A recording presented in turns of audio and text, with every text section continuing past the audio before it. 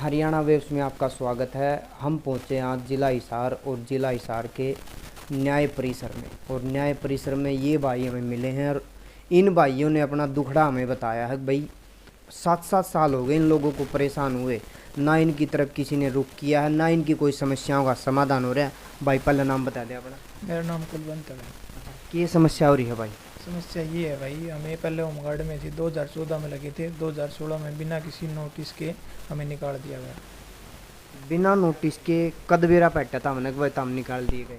2 बारी गए हैं। पहले एक बार गया तो उन्होंने बोलिया ड्यूटी नहीं लगेगी, दूसरी बार गया फिर भी ड्यूटी नहीं लगी, तीसरी बार बोलिया कि बेल्ट नंबर निकाल दिया, आपका काट दिया गया। तो फिर यह जानकारी आप लोगों ने मिली कहाँ से?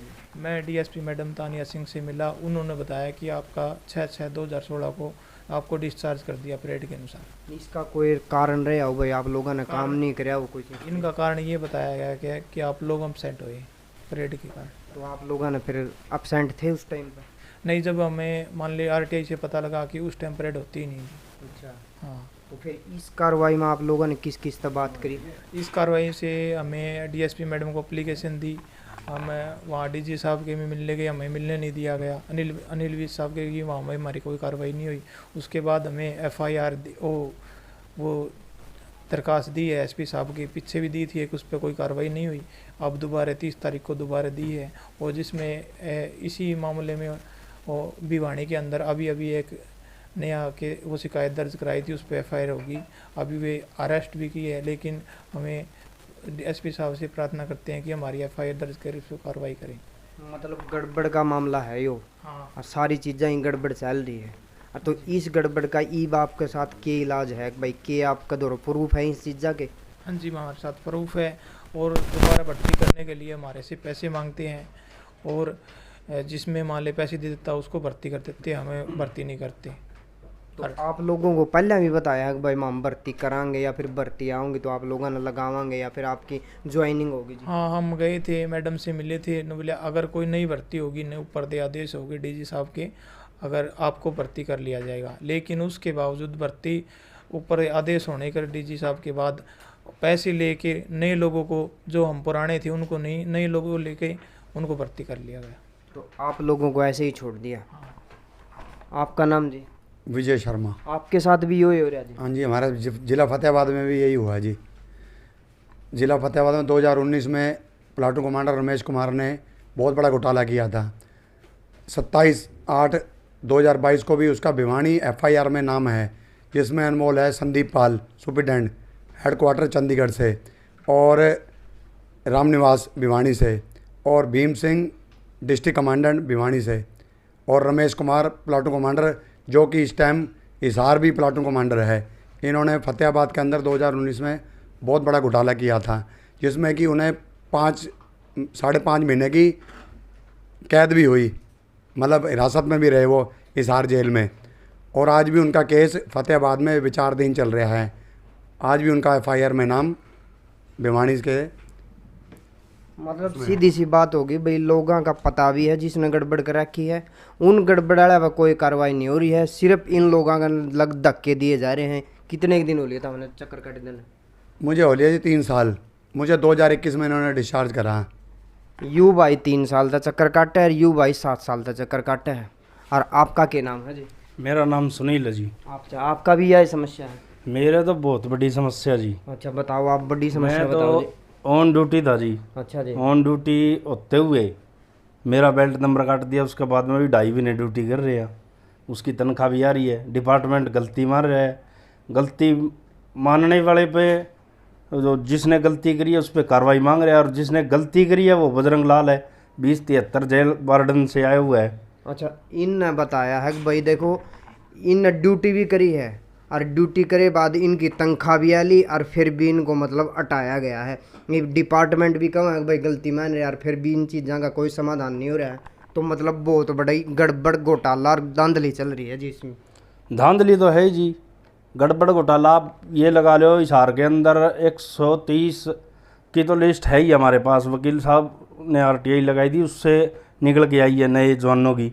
जबकि ऊपर से आदेश है कि भाई कोई भी पुराना, जितने भी पुराने जवान हैं उन्हीं को इनरोल करना था, ना कि नए को।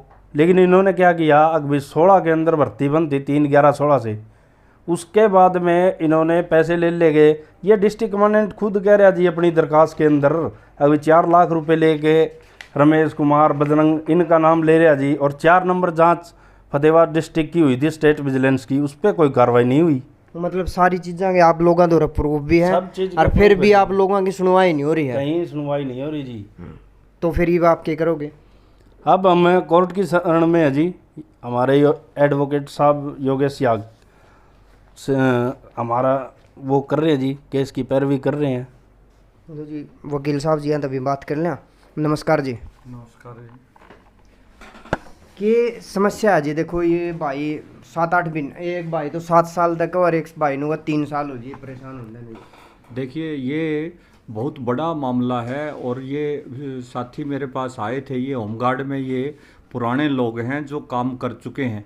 इन्हें कोई ना कोई बहाना करके इनको हटा दिया गया और नए लोगों को फ्रेश जो है उनको एनरोल कर लिया, जबकि जो खुद डीजीपी साहब के ये आदेश थे कि 2016 के बाद नई भर्ती पे रोक लगी हुई है, सिर्फ जो पुराने जो एनरोलमेंट जिनका था उन्हें ही भर्ती करना था। तो ये एक स्कैम बहुत बड़े लेवल पे डिपार्टमेंट किस तरह पर चल रहा था इनका। काफ़ी इतनी बेरोजगारी की हालत में और गरीबी में इतना संघर्ष कर रहे हैं। जब मुझे इसका पता लगा, हमने यहाँ भी इनका कोर्ट केस भी दायर किया और जिसमें 39 लोगों की नई भर्ती पे हमने स्टे भी करवाया। और फिर खुद डिपार्टमेंट ने ये माना कि ये 39 आदमियों की जो हम भर्ती कर रहे थे वो इलीगल थी, गलत थी, अपने एडमिट कर चुके हैं 2021 के अपने ऑर्डर में, वो विड्रा कर ली। अब उसके बाद भी जैसे इसने सुनील ने बताया, ये जो है होमगार्ड का जवान, इसमें डिपार्टमेंट ने गलती मान रखी है, हाजिर होते हुए गैर हाजिर दिखा दिया। तो इन लोगों का क्या है, बार बार हमने जांच का लिखा, बार बार ये मांग करी, कोई भी इसकी सही ढंग से, एक तरफ तो सरकार भी ये कहती है, बार बार दावे करती है कि भ्रष्टाचार सरकार में जीरो टॉलरेंस है, पारदर्शी सरकार है, और ये सरेआम भ्रष्टाचार है, लेकिन कोई कार्रवाई नहीं हो रही। तो कार्रवाई नहीं हो रही क्योंकि इसमें ऊपर तक लोग मिले हुए हैं। अब मैंने आरटीआई लगाई कि आपने 16 के बाद कितने जवानों को भर्ती किया है, उस आरटीआई का इन्होंने जवाब नहीं दिया। मैंने आरटीआई कमिश्नर की अपील की, अपील में उन्होंने ऑर्डर में ये क्लियर मेंशन किया कि जितना इन्होंने जवाब मांगा गया है पॉइंट वाइज, वो आप जवाब इनको विद इन 15 दिन में आप इनका जवाब दो। उसमें जवाब में भी उन्होंने क्या किया, जो मेन जो पहलू था वो अब भी नहीं दिया उसका जवाब, कि जो आपने पुराने बंदे दिखा के नए लोगों को भर्ती किया है, जो ये है, उनकी हमें डिटेल दो। पुराना जब उन्होंने कब सैलरी उनको मिली है, क्या उन्होंने काम एक्सपीरियंस है उनका, वो अभी भी नहीं दी। फिर मैंने अब कंप्लेंट इनकी अपनी तरफ से फाइल की है कि भाई उसका जो आरटीआई कमिश्नर की उसका जवाब दो। तो ये लोग ये बहुत बड़ा स्कैंडल चलाया वो। मैं हरियाणा सरकार से भी, बल्कि इस मामले की पूरी इन्वेस्टिगेशन करवाने की खुद मुख्यमंत्री महोदय से भी ये मांग करता हूँ। मैं खुद डीजीपी साहब से बात कर चुका हूँ इस मामले में कि अगर आपका ईमानदारी और पारदर्शी का आपका रवैया है तो आप इन नौजवान बेरोजगार युवाओं को क्यों परेशान कर रहे हो। बिल्कुल जी, बहुत बड़ी बात है। देखो, एक तो रोजगार है नहीं, और रोजगार जिनका था उनका वैसे ही नहीं है, तो फिर इसे से और भी बहुत होंगे जी। बिल्कुल, ऐसे हजारों युवा है, कम से कम मेरे संपर्क में 4-5 जिलों के मतलब युवा है जिनका ये फतेहाबाद में भी, यहाँ भी और जगह से फ़ोन आते हैं। तो हम इनकी पैरवी कर रहे हैं और जो इनके साथ जो एक्सप्लॉयटेशन हो रही है, एक बेरोजगारी का जो सरकार जो भद्दा मजाक उड़ा रही है, उसको लेकर मैं भी ये कहता हूँ कि इस मामले को तुरंत संज्ञान में ले और इसकी कम से कम हाई कोर्ट के सिटिंग जज से इस पूरे प्रकरण की जांच करवाई जाए। अगर इसकी सही निष्पक्ष रूप से जांच होती है, इन्हें भी न्याय मिलेगा और जो ये डिपार्टमेंट के लोग जो मिले हुए हैं वो अंदर जाएंगे। क्योंकि परसों जो एफआईआर दर्ज हुई है, सेम उसी तरह ये जो कुलवंत इसका होमगार्ड का जवान था, ये मेरे पास आया था पिछले साल, ये एसपी साहब को दे के आया रिटर्न में, लेकिन कोई कार्रवाई नहीं हुई कि मेरे से 2.5 लाख रुपए मांगे गए। एफिडेविट दिया हुआ है, मैंने इसका सिविल सूट डाला हुआ, उसमें भी ये मेंशन है बात। तो मेरा कहना ये है कि इस पे निष्पक्ष रूप से इसकी अगर जांच करवाई जाए, जो लोग इसमें इन्वॉल्व है, ये जो पैसे का जो एक इन्होंने स्कैम बनाया हुआ था, हजारों भर्ती 2.5-3 लाख रुपए लेके भर्ती करते, फिर 1-2 साल बाद उनको हटा देते। ये भी एक वो है, पैसे भी लेते हैं फिर उनको हटाते भी हैं, फिर नए लोगों को पकड़ लो। फिर एक इनका ड्यूटी में बड़ा बड़ा घोटाला है, ड्यूटियां लगाई जाती है उसमें ये क्या करते हैं कि जो पैसे दे देते हैं उसकी तो ड्यूटी लगा देते हैं, जो पैसे नहीं देता उसके 6-6 महीने तक ड्यूटी नहीं लगाते, कोई ना कोई बहाना बना के उसे भी इतनी मतलब इसमें खुद कोर्ट तक में आना पड़ता है, ड्यूटी नहीं देते बिना पैसे के। तो सीधी सी बात है जी, बहुत बड़ा घोटाला या फिर बहुत बड़ी धांधली चल रही है। और इस तरह से देश का युवा भाई जिनके पास वैसे ही रोजगार नहीं और फिर ऐसे 7-7 8-8 साल ये चक्कर काट दे रहे होंगे तो क्या करेंगे और क्या कमाएंगे। बिल्कुल बिल्कुल सही बात है जी। ये जो मैं कहना चाहता हूँ, आज जो इस तरह से बेरोजगार युवाओं को जो ठगने का काम जो डिपार्टमेंट के लोग कर रहे हैं उनके खिलाफ सख्त एक्शन होना चाहिए, ताकि आगे इस तरह का कोई भी ये कदम ना उठा सके।